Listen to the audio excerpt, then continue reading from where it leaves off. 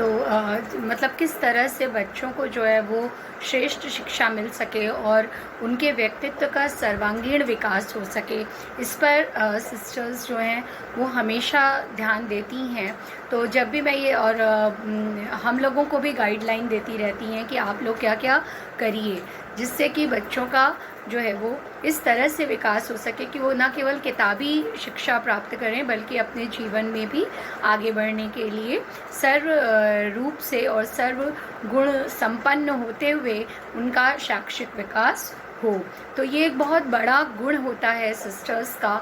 उनकी ट्रेनिंग जो होती है वो इस तरह से दी जाती है कि वो अपने स्वार्थों को ना देखते हुए बल्कि दूसरों के जीवन में जो है वो खुशियों के फूल उगाएं। तो इसी तरह से जब हॉस्पिटल्स की हम बात करते हैं, नर्सिंग होम्स की हम बात करते हैं, तो वहाँ पे जो लोग आते हैं, जो रुग्ण और बीमार लोग आते हैं, उनकी सेवा में किस तरह से जो सिस्टर्स हैं वहाँ की वो अपना योगदान देती हैं, ये इस चैप्टर में बताया गया है। और सिस्टर भी कौन है, देखिए सिस्टर भी कौन है। सिस्टर की हम क्या बात करें, सिस्टर से भी बहुत आगे बढ़ी मदर। इस चैप्टर में आपको सिस्टर्स के रूप में कौन मिलेंगी पता है आपको? सिस्टर्स के रूप में आपको मिलेंगी मदर टेरेसा। मदर टेरेसा जो कि जिनको कि नोबेल प्राइज़ मिल चुका है अपनी सेवा शुश्रूषा के लिए। उसके अलावा आपको मिलेंगी सिस्टर क्रिस्टेल्ड। सिस्टर क्रिस्टेल्ड जो कि एक यंग एज की सिस्टर हैं। सिस्टर मदर टेरेसा को तो यहाँ पर एक अपने उम्र में जब एक मदर की उपाधि मिल जाती है सिस्टर्स को, बहुत सालों के जीवन यापन के बाद और बहुत सालों की सेवा शुश्रूषा के बाद, तो उसका वर्णन है मदर टेरेसा का कि किस तरह से वो मरीज़ों की सेवा कर रही हैं, उनको अपना समझ रही हैं, उनके लिए किस तरीके का उनके मन में भाव हैं। कभी वे बहुत कोमल हैं तो कभी वो थोड़ी कठोर हैं, और जिसके साथ उनको जब कोमल होना है तब वो उसके साथ कोमल हैं। सबसे जो मेन खासियत है कि जब हम आपको पढ़ाते भी हैं, मान लीजिए, तो कभी हमें आपको बहुत प्यार से पढ़ाना होगा, और कभी अगर आप बात नहीं मान रहे हैं तो पुचकारना होगा, और कभी आपको एक डांट की भी ज़रूरत पड़ सकती है। तो किस तरह से उसमें एक बैलेंस रखना है कि बच्चे को ये समझ में आए कि जो मैम है वो हमारे भलाई की बात कर रही हैं, है ना, कि हमारे आपसी संबंध उससे ना खराब हो और आपको हर तरीके से उसमें आपका भला ही हो। तो इस तरह से मदर टेरेसा का जो व्यक्तित्व है वो आपके सामने और हमारे सामने, हम सब के सामने इस चैप्टर में है। उसके बाद सिस्टर क्रिस्टेल्ड हैं। सिस्टर क्रिस्टेल्ड जो हैं, सिस्टर क्रिस्टेल्ड एक 25-26 साल की यंग सिस्टर हैं। वो सिस्टर जो अपने घर को अभी अभी छोड़ कर के आई हैं और उनका मन बार बार अपने घर की ओर भागता है। वो पेशेंट्स को देखती हैं, मरीज़ों को देखती हैं, तो उनको कभी अपने घर की याद आती है, कभी घर वालों की याद आती है, विशेष रूप से पिता की याद बहुत आती है कि किस तरह से उनके पिता उनको बहुत प्यार करते थे और किस तरह से उनको बहुत लाड़ से रखते थे। उनको ये सब बातें याद आती हैं, लेकिन वो कभी भी वहाँ से जाने की बात नहीं करती हैं और वो कभी भी अपने कर्तव्यों से भागने की बात नहीं करती हैं। तो ये दोनों सिस्टर्स को देख करके जो लेखक हैं वो बहुत अधिक प्रभावित होते हैं, और वो कहते हैं कि वो यहाँ पर हम लोगों को यही शिक्षा देते हैं कि हम लोग को ये इस चैप्टर से हम लोग को क्या सीखना है। इस चैप्टर से हम लोग को यही सीखना है कि किस तरीके से हर व्यक्ति को अपना रोल अदा करना चाहिए और किस तरीके से हम जो हैं वो अपने जीवन को जीते हुए और जो प्यार और मोहब्बत का से जो जीवन में लोगों के लिए हम कर सकें, वही वास्तव में लोगों को ताउम्र याद रहता है। ना उन्हें किसी व्यक्ति का क्रूर स्वभाव याद रहता है, ना उनको बीमारी और रुग्णता याद रहती है, बल्कि उनको क्या याद रहता है, उनको यही याद रहता है कि किस तरीके से हम अपने प्यार और निस्वार्थ भाव से लोगों का भला कर सकते हैं। और last but not the least उनको एक तीसरी मदर मार्गरेट मिलती हैं, जिनसे वो इतने अधिक प्रभावित होते हैं कि उनको लगता है कि अब मैं इस पर एक संस्मरण ही लिख डालूं। मदर मार्गरेट का जो मुख्य स्वभाव है वो और क्या है, वो ये है कि वो एक 90 साल की मदर हैं, 90 साल की सिस्टर हैं, जो कि मदर में जिनको मदर की उपाधि मिल चुकी है। और वो हमारे वहाँ क्या होता है भारत में कि जब बुज़ुर्ग हो जाते हैं लोग, हम लोग जब एज बढ़ने लगती है तो हम लोग चीज़ों को छोड़ना शुरू कर देते हैं। लोग, आपने देखा होगा कि लोग चीज़ों को छोड़ना शुरू कर देते हैं कि हटाओ, कौन काम करे घर का और करियर में कुछ करने का, और अब क्या सेवा भाव हम करेंगे किसी की, अब तो हमारे सेवा करवाने के दिन आ गए। लेकिन मदर मार्गरेट में ये चीज़ बिल्कुल भी नहीं है। मदर मार्गरेट इतने जोश से और इतने बढ़िया तरीके से लोगों की सेवा में लगी हैं और इतना खिलखिला रही। बहुत सुंदर सी एक लाइन है चैप्टर की जो मुझे अभी इंट्रोडक्शन देते हुए याद आ रही कि यहाँ जो जितनी अधिक बूढ़ी है वो उतनी ही जीवन से भरी हुई है, जो कि हमारे भारत देश में कम मिलता है। तो ये चैप्टर केवल एक बुकिश नॉलेज की तरह या एक मार्क्स पाने के लिए मार्क्स ओरिएंटेड चैप्टर नहीं है बेटा, बल्कि ये जीवन में बहुत कुछ सीखने वाला चैप्टर है कि किस तरह से हम इन सिस्टर्स से उदाहरण ले करके, या हमारे सामने तो जीते जागते उदाहरण हैं, बहुत कुछ सीखा है हम लोगों ने अपनी सिस्टर्स से, जो हमारे स्कूल की सिस्टर्स हैं उनसे। तो किस तरह से हम लोगों से सीख करके और इस चैप्टर से भी सीख करके लोगों की निस्वार्थ भाव से सेवा शुश्रूषा कर सकते हैं और अपने साथ साथ उनके जीवन को भी भला बना सकते हैं। और जब हम दूसरों के जीवन को भला बनाएंगे, अच्छा बनाएंगे, तो कुछ भलाई तो हमारे साथ भी ज़रूर होगी। ईश्वर भगवान हम पर अपनी कृपा करेंगे। कहते हैं ना कि आप यदि किसी को फूल देते हैं, आप यदि किसी को फूल उपहार में देते हैं, तो फूल देने के बाद भी उसकी खुशबू जो है वो आपके हाथों में रह जाती है। तो यदि हम प्रेम से, मोहब्बत से, दया से, प्यार से, सद्भावना से और एकता से मिलकर चलेंगे और लोगों की सेवा करेंगे और निस्वार्थ भाव से करेंगे, तो याद रखिए कि जो हम लोगों को देते हैं, मैंने ऐसा सुना है कि उसका 11 गुना आपको वापस मिलता है। 1 न 2, 11 गुना। तो जब हम लोगों को निस्वार्थ भाव से प्रेम और सेवा देंगे तो निश्चित रूप से हमें भी वही वापस मिलेगा। लेकिन यहाँ हम किसी चीज़ के मिलने की आशा में नहीं, बल्कि निस्वार्थ भाव से अपने जीवन को आगे बढ़ाएं। My all best wishes are with you. So this is the complete introduction of this chapter and let us start the chapter. एक तरह से मैंने आपको मोटा मोटा पढ़ा दिया है पाठ, जिससे आपको व्याख्या करने में बहुत अधिक सुविधा होगी। अब हम लोग चैप्टर स्टार्ट करेंगे और फिर मैं आपको बताऊंगी कि कहाँ पर वो पैराग्राफ्स आ रहे हैं जिनकी कि आपको व्याख्या करनी के लिए बोर्ड में आते हैं। ठीक है, सो सी। कल तक जिनका अतिथि था आज उनका परिचारक हो गया, क्योंकि मेरी आतिथेया अचानक रोग की लपेट में आ गई और उन्हें इंदौर के रॉबर्ट नर्सिंग होम में लाना पड़ा।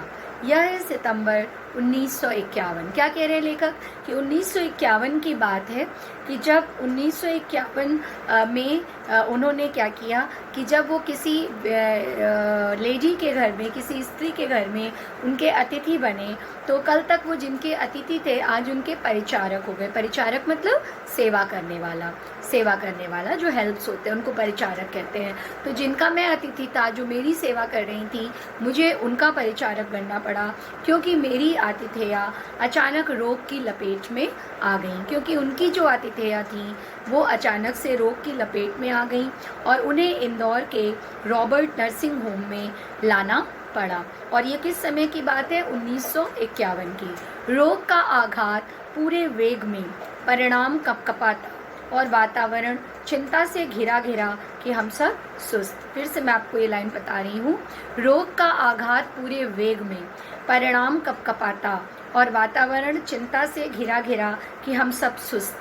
तभी मैंने चौंक कर देखा कि अपने विशिष्ट धवल वेश में आच्छादित एक नारी कमरे में आ गई हैं।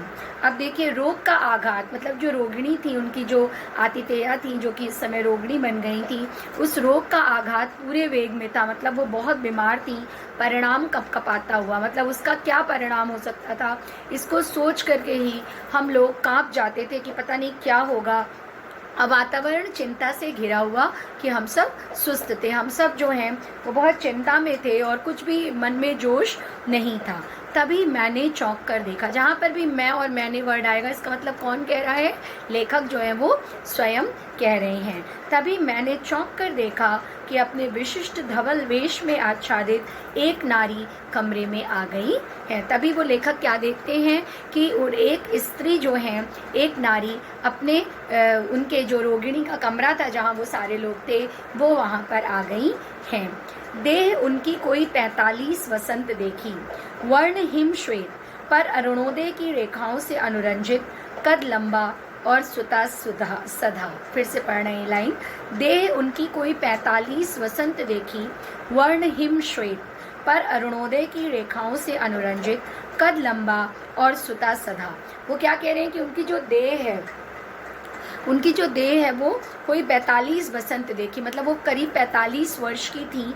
वर्ण हिम श्वेत, वर्ण मतलब रंग, हिम मतलब बर्फ, श्वेत मतलब सफ़ेद। फिर से बता रहे हैं, वर्ण मतलब रंग, हिम मतलब बर्फ, श्वेत मतलब सफ़ेद। उनका जो शरीर का रंग था वो बर्फ की तरह सफ़ेद था, लेकिन अरुणोदय की रेखाओं से अनुरंजित मतलब रंगा हुआ। अरुणोदय, अरुण किसको कहते हैं? आपको पहले के चैप्टर्स में और पुराने क्लासेस में भी 11th में मैंने आपको बताया, अरुण उस सूर्य को कहते हैं, बाल सूर्य को, जिसमें जब सूर्य जो है वो लाल लाल रंग का होता है। तो उनका रंग तो बहुत गोरा था, वो बहुत सफ़ेद, बिल्कुल बर्फ की तरह सफ़ेद थी। लेकिन एक गोरापन होता है ना जो कि बिल्कुल सफ़ेद रंग को लिए हुए होता है, हम उसको देख करके बहुत अट्रैक्ट नहीं होते हैं। और एक गोरापन होता है जो कि गुलाबीपन लिए होता है, जिसमें आपके गाल वाल जो होते हैं वो काफ़ी भरे भरे और काफ़ी गुलाबी और लाल रंग के होते हैं। तो वो गोरापन जो है वो अच्छा लगता है। तो जो यहाँ पर ये जो लेडी थी, स्त्री थी, अभी ध्यान दीजिएगा कि इसमें अभी उनका इंट्रोडक्शन नहीं बताया है उन्होंने, तो आप ऐसे ही लिखेंगे, बिना इंट्रोडक्शन के लिखेंगे कि वो वास्तव में कौन है। ठीक है, आप यहाँ पर जो प्रसंग लिखेंगे वो लिखेंगे कि वहाँ पर, मान लीजिए अगर ये पंक्ति मान लीजिए आ जाती है, तो आप क्या प्रसंग लिखेंगे कि वो वहाँ पर एक स्त्री, एक नारी जब प्रवेश करती हैं तो उनके व्यक्तित्व का वो वर्णन करते हैं। ये नहीं लिखेंगे कि किसका वर्णन कर रहे हैं। और इस चैप्टर में एक सीखने की और समझदारी की भी बात है, जैसे आपको मैंने कैकेयी के अनुताप में बताई थी कि आपको चैप्टर की ईच एंड एवरी लाइन ध्यान से पढ़नी होगी, क्योंकि अगर आप नहीं पढ़ेंगे तो आपको नहीं मालूम होगा कि कौन डायलॉग बोल रहा था। Same thing is in this chapter also. Same चीज़ जो है बेटा वो इस चैप्टर में भी है, कि इसमें भी जो आपका ये है ना, जहाँ से डायलॉग शुरू होगा वहाँ पर कभी भी 3 लोगों के नाम मैंने आपको बताए हैं। कौन कौन से नाम बताए हैं? रिपीट कीजिए मेरे साथ। मदर टेरेसा, सिस्टर क्रिस्टल और मदर मार्गरेट। 3 लोगों का परिचय हमें लेखक देंगे और स्वयं अपना भी। लेकिन कहीं पर भी जो डायलॉग्स हैं और जो चीज़ें हैं वो पैराग्राफ इतना बोर्ड वाले शुरू करते हैं कि वो देख के समझ में नहीं आता है जब तक आप चैप्टर को ध्यान से नहीं पढ़ेंगे कि ये किसके बारे में कहा जा रहा है। और ये बोर्ड की दृष्टि से एक इम्पॉर्टेंट चैप्टर, बहुत अच्छे मार्क्स इसमें मिलते हैं, लेकिन बच्चे अक्सर इसमें कम नंबर पाते हैं क्योंकि वो परिचय गलत दे देते हैं। जहाँ पर मदर टेरेसा की बात हो रही है वो वहाँ पर मदर मार्गरेट लिख देंगे, जहाँ पर सिस्टर क्रिस्टल की बात हो रही है वो वहाँ पर मदर टेरेसा लिख देंगे, और जहाँ पर मदर मार्गरेट की बात हो रही है वो वहाँ पर मदर टेरेसा लिख देंगे। तो या मदर टेरेसा की बात हो रही है तो मदर मार्गरेट को लिख देंगे। क्यों? क्योंकि आप ध्यान से उसको सुन नहीं पाते हैं, तो या सुनते नहीं हैं। तो प्लीज़ इसमें ये ध्यान देंगे आप बच्चों कि आप जो हैं वो बेटा सारे चैप्टर को ध्यान से पढ़ने के बाद जब पैराग्राफ्स आप एग्जामिनेशन पॉइंट ऑफ व्यू से तैयार करेंगे तो ये ज़रूर याद रखेंगे कि कौन सा पैराग्राफ किसके लिए कहा गया है। नहीं तो बहुत तकलीफ़ होती है जब हम लोग कॉपी चेक करते हैं कि बच्चे ने पूरी व्याख्या सही लिखी है, 1 to 1 word by word, 1 to 1 line उसने सही लिखी है, ईच एंड एवरी लाइन सही लिखी है, लेकिन उसके बाद भी हमें उनको 0 देना पड़ता है, क्योंकि जिसके बारे में लिखी गई है वो उसका बात नहीं कहते हैं। तो यहाँ पे थोड़ा सा मैंने इंटरप्ट किया चैप्टर को, लेकिन ये चीज़ आपको शुरू में बता देनी ज़रूरी है कि आप कौन कौन सी सावधानियाँ जो हैं वो व्याख्या करते हुए लेंगे, कौन कौन सी बातों को समझते हुए चैप्टर को और व्याख्या को समझेंगे। तो वो क्या कह रही हैं कि देह उनकी कोई 45 बसंत देखी, कि देह उनकी 45 बसंत देख चुकी है, मतलब वो 45 वर्ष की हैं। रंग उनका गोरा है, लेकिन ऐसा रंग है जो कि अरुणोदय की लालिमा को लिए हुए, मतलब जिस समय सूर्य उगता है तो सूर्य उगने के समय जो सूर्य की लाल किरणें हमारी पृथ्वी पर आच्छादित रहती हैं, उनको वो लिए हुए उनका गोरा रंग है। कद लंबा और सुता सधा, कद लंबा, वो कद से लंबी और सुता सधा मतलब कि जो उनका बॉडी पोस्चर होना चाहिए, जैसा एक लेडी का बॉडी पोस्चर होना चाहिए 45 साल की, उसी तरह से उनका जो शारीरिक ढांचा है वो बिल्कुल उसी तरह से नपा सुधा, मतलब कि ऐसा लग रहा है कि विधाता ने, ईश्वर ने, भगवान ने उनको बिल्कुल नाप तोल के बनाया है, वो इतनी सुंदर दिखाई दे रही है। लंबा मुंह अच्छा नहीं लगता, बीमार के पास लंबा मुंह नहीं। आते ही उन्होंने कहा, क्या कहा उन्होंने? एक लाइन कही, ओनली सिंगल लाइन, क्या कही? लंबा मुंह अच्छा नहीं लगता, बीमार के पास लंबा मुंह नहीं। आते ही उन्होंने कहा, भाषा सुथरी, उच्चारण साफ और स्वर आदेश का। देखिए बहुत इंपॉर्टेंट पैराग्राफ है ये। पर आदेश न अधिनायक का न अधिकारी का, पूर्णतया माँ का, जिसका आरंभ होता है शिकंजे से और अंत गोद में। क्या कह रही हैं वो? लंबा मुंह अच्छा नहीं लगता, बीमार के पास लंबा मुख नहीं। लेखक इसके पहले के पैराग्राफ में जब स्टार्ट कर रहे हैं हम चैप्टर, तो वो लेखक क्या बता रहे हैं? लेखक ये बता रहे हैं कि जो रोग की अधिकता थी वो पूर्ण आवेग में थी, बहुत बीमार थी उनकी आतिथेया, जिनके घर वो अतिथि बनकर गए थे, और इसके कारण सब लोग वहाँ पर बहुत ही सुस्त और उदास थे। तो जब हम लोग उदास रहते हैं तो क्या कहा जाता है? लंबा मुंह होना एक मुहावरा है, जिसको कि कहा जाता है, एक मुहावरा कहेंगे कि लंबा मुंह होना मतलब उदास चेहरा करना। ठीक है, तो वो क्या कहती हैं? लंबा मुंह नहीं, बीमार के पास लंबा मुंह नहीं। वो एक ऑर्डर सा देती हैं और क्या कहती हैं कि लंबा मुंह अच्छा नहीं लगता, मतलब आप लोग जो इतना मुंह बना करके और उदास बैठे हैं, ये बिल्कुल भी अच्छा नहीं लग रहा है।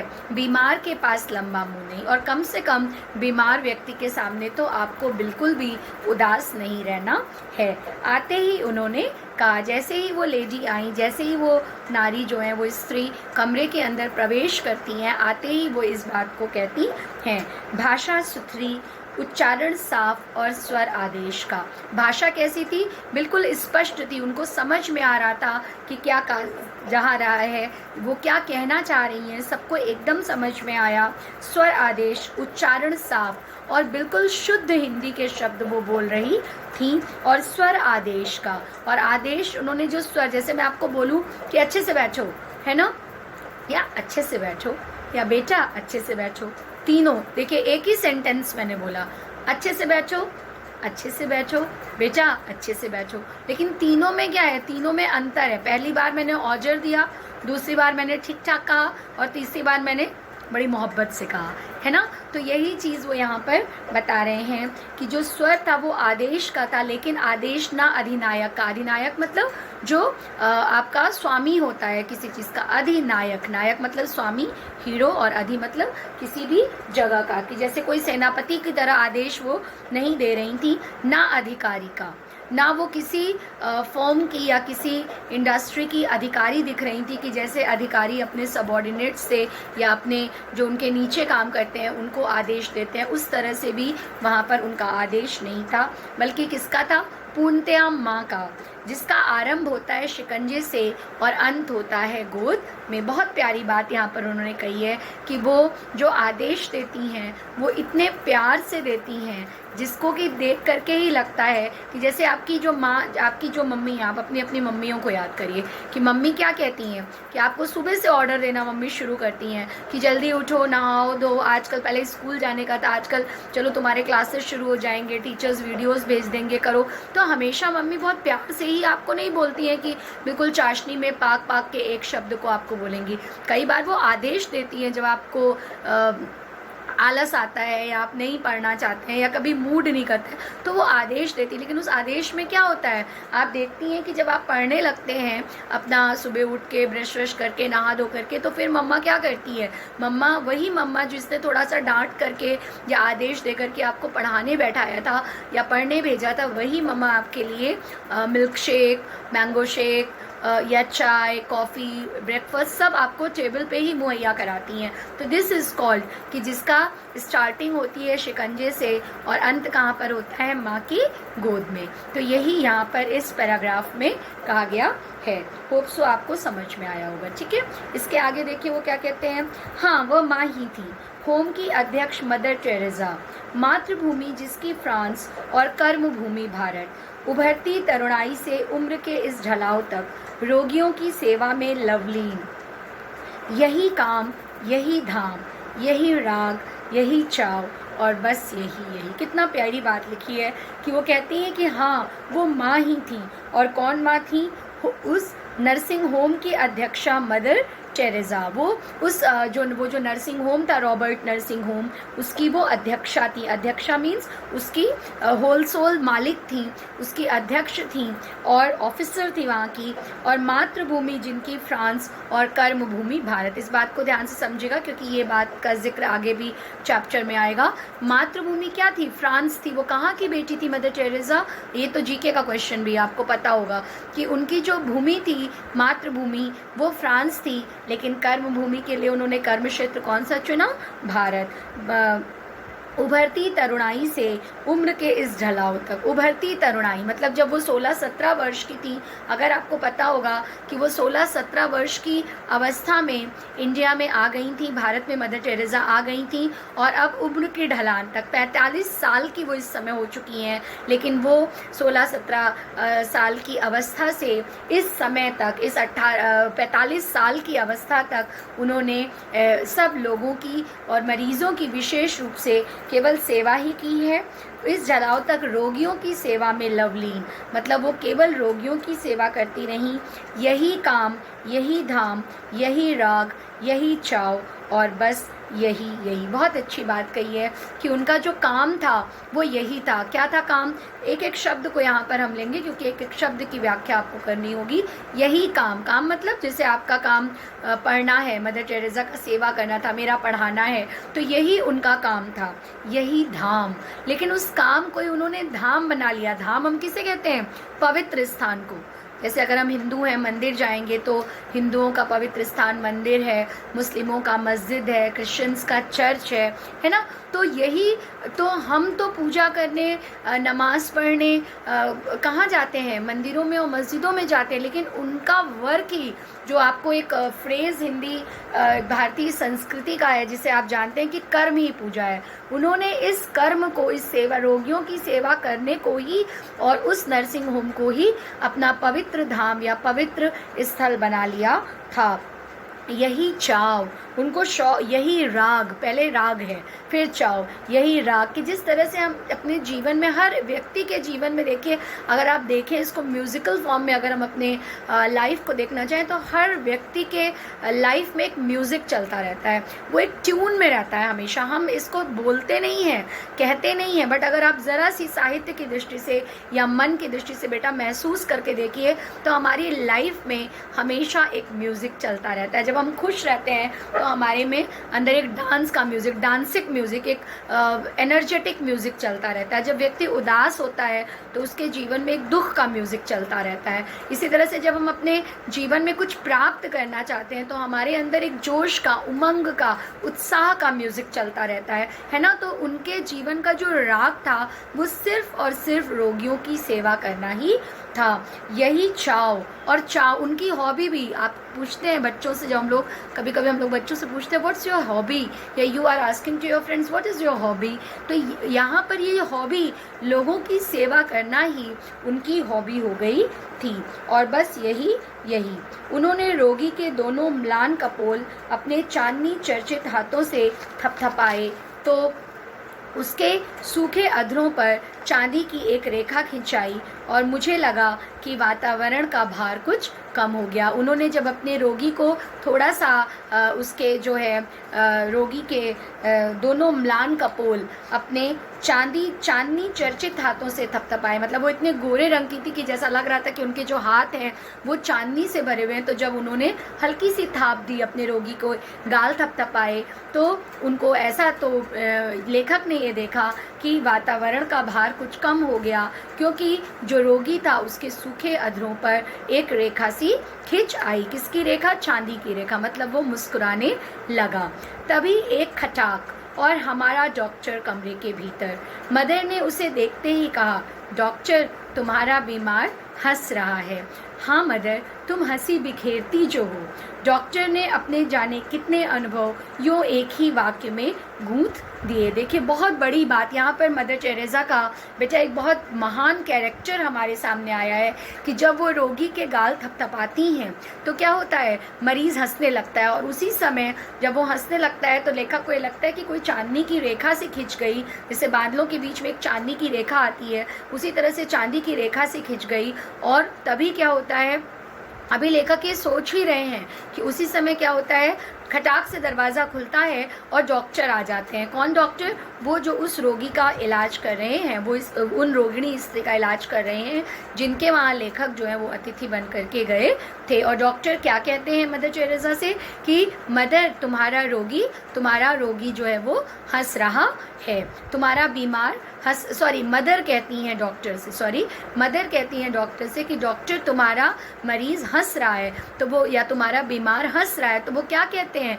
हाँ मदर, तुम हंसी जो बिखेरती हो। तो देखिए, ये एक लाइन कहना उनके व्यक्तित्व की बात करता है। हम लोगों ने ये सेम चीज़ आचरण की सभ्यता में 11th क्लास में पढ़ी थी कि मैंने आपको क्या कहा था कि आचरण हमारा एक बार किसी के सामने मुस्कुरा के बात करने से, या एक बार सच बोलने से, या एक बार कुछ अच्छा करने से नहीं बनता है।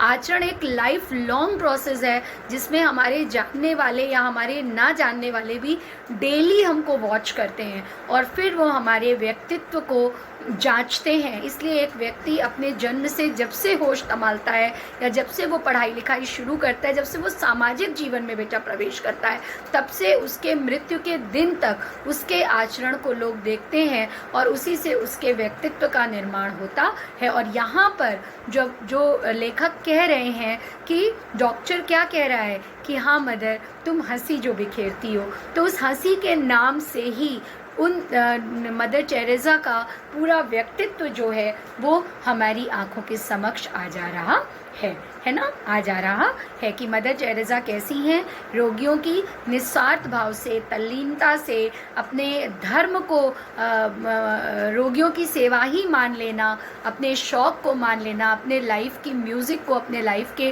राग को यही मान लेना और इसी में अपनी खुशी ढूंढ लेना। और फिर उसके बाद भी हम लोगों को एक दिन, भगवान ना करे कभी हॉस्पिटल जाना पड़े, लोग, हम सब जो है उदास हो जाते हैं, निराश हो जाते हैं, डर जाते हैं, लेकिन वो जो सालों साल से 16 साल की उम्र से लेकर के और इस समय तक जो हैं वो रोगियों की सेवा में तल्लीन हैं और फिर भी हंसी बिखेर रही हैं, तो ये मदर टेरेसा का एक अद्भुत व्यक्तित्व है बेटा जो हमारे सामने आता है और हम और आप इसे बहुत अच्छे से समझ सकते हैं। मेरे इस वीडियो का टाइम थोड़ा ज़्यादा हुआ ताकि ये पोर्शन जो मदर टेरेसा के बारे में उन्होंने बताया ये कंप्लीट हो सके। So please listen carefully and